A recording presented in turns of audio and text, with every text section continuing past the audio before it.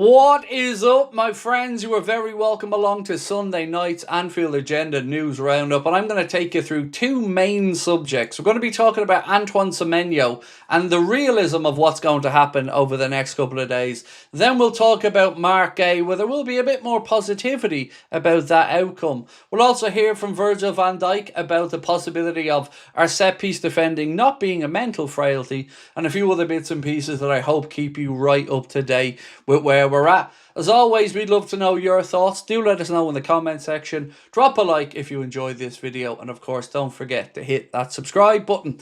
To kick us off, I want to talk about a very interesting poll that one of our viewers suggested we run on tonight's Late Night Agenda, and it was which Liverpool player has performed the best for the entire calendar year, so all of 2025. So for me, that means we could pretty much have ruled out the new signings or the ones that left at the end of the season. So we tried to focus it on four options, and the four options that we gave to the viewers were Dominic Szoboszlai, Mohamed Salah, Alisson Becker, and Ryan Gravenberch. And by a country mile, the one that won with over 70% of the vote was Dominic Szoboszlai. So do let us know in the comments if you agree with that in this calendar year of 2025, our number 8, Dominic Szoboszlai, was the best or most consistent Liverpool performer of the year. So now move on to Antoine Semenyo, and Paul Joyce has said this: while Liverpool have hijacked deals at the 11th hour previously, notably taking Luis Diaz away from Spurs and Hugo Ekitike from Newcastle, it is understood there have been no new developments with regards to Semenyo, who turns 26 on the 7th of January. Now, there have been loads of reports today suggesting that Liverpool are still in the mix and could make an 11th hour bid. Now, those have come from very reliable journalists. This hasn't been a split of the ones who are usually right versus the ones who are usually talking nonsense. There's been a fair mix of, are Liverpool interested or are they not? But if we can add to what Paul Joyce has said, you can now throw in Fabrizio Romano, and he said Liverpool made calls before Christmas and again recently to check on Antoine Semenyo's situation. However, they haven't contacted Bournemouth directly, as the player currently prefers a move to Manchester City. So it isn't looking like Liverpool are going to make that late play for Antoine Semenyo. But let me know in the comment section if you think this is the right or wrong decision from the club. A couple of people believe it's more likely Liverpool could look towards somebody like Bradley Barcola in the summer when we've a clear understanding of our needs in the attacking department. For me, going into this January transfer window, I'm okay with no midfielder. I'm okay with no attacker. Not happy with them, but I'd be okay with it. The only position that I will lose my mind, if that's possible to lose it even more, would be if we don't bring in a centre-back. I can't see a world where we get through the remainder of this season with both the situation with Virgil and Canade being our only real senior centre-backs. Joe Gomez is currently injured and Canade's future is up in the air. I think it would be foolish of us not to add a centre-back as quickly as possible in January. Now, Sky Sports News say that Crystal Palace believe Liverpool are the sole club aiming to sign Marc Guehi for a fee this January, while several European sides are lining up to land the England defender on a free next summer. Now, I mentioned on tonight's Late Night Agenda that somebody said to me recently that there's a possibility that Marc Guehi could come to Liverpool, of course, and be followed by Oliver Glasner if the season doesn't go well for Liverpool. Now, don't take that as a matter of fact, but we do know the manager's job will be reviewed, as is always the case at the end of the season. And I don't think he's personally going to turn it around in a way we'd be happy with.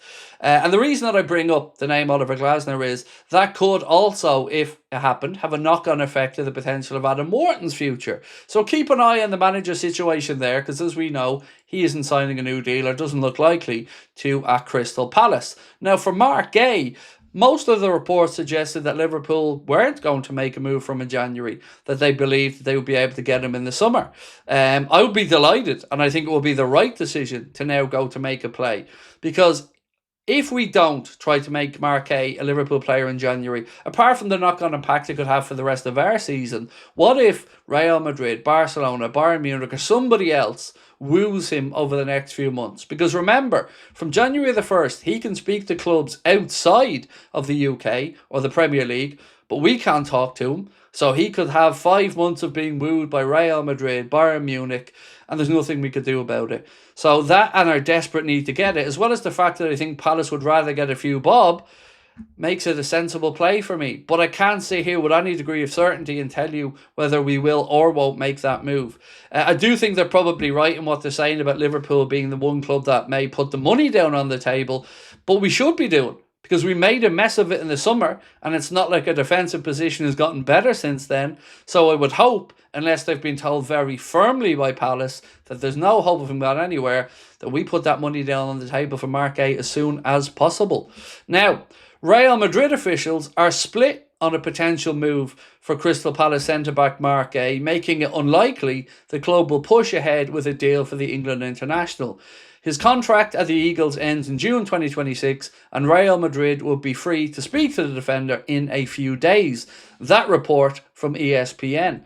So let me know what you think on that situation with Marc Guehi in the comments. Do you think he will become a Liverpool player? And I'd also love to know what you guys think is going to happen with Ibrahim Konate, because here we are a few days away from him being in the very same position as Marc Guehi, being able to speak to clubs in the Bundesliga, clubs in Serie A, clubs in La Liga, and there's nothing that Liverpool could do about it. We still haven't seemingly found a breakthrough in contract negotiations, and if this drags on throughout the season, I can see it being another distraction. And if his performances at the start of the season, when his contract wasn't sorted out, were anything to go by, I fear for what the remainder of the season could be like if we can't get that agreement sorted out with him. So again, that leads me right back to saying, please go and get Marc Guehi as soon as the window opens. Now, this from Lewis Steele, and you've probably seen the improvement from Florian Wirtz yourself, and we've talked about a couple of things, a couple of aspects of that improvement and what we've been able to see. Lewis Steele reports that Florian Wirtz has been on a special programme to bulk up to the intensity of English football, with Wirtz putting on around 2 kilos. Some other reports I've seen have suggested 2.5 kilograms, by the way, but either way, quite impressive. Also, on Florian Wirtz, he has created the most chances, along with Jack Grealish, of any player moved over the summer. Now, I know Jack Grealish is only on loan, but he still did count in this. Florian Wirtz right up there, creating 30 chances this season already. So, yeah, he's not going to be a failure. Nothing to worry about there. And for me, I'm really excited by what I'm seeing from Florian. Great to see him get off the mark with his first goal. And I do think, much like buses, another one's going to come along. And I wouldn't bet against him getting one against Leeds when we play them midweek.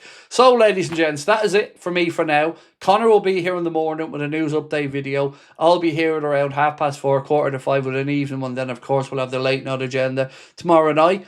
Bonus bit of content for you coming out tomorrow. Myself, Connor and Chris are going to do a transfer special Anfield Agenda podcast. That will go up on YouTube at about 10:45 p.m. tomorrow night, and it will also be up on Spotify as well. Hope you enjoy it, and again, appreciate all your support. We'll talk soon. Much love.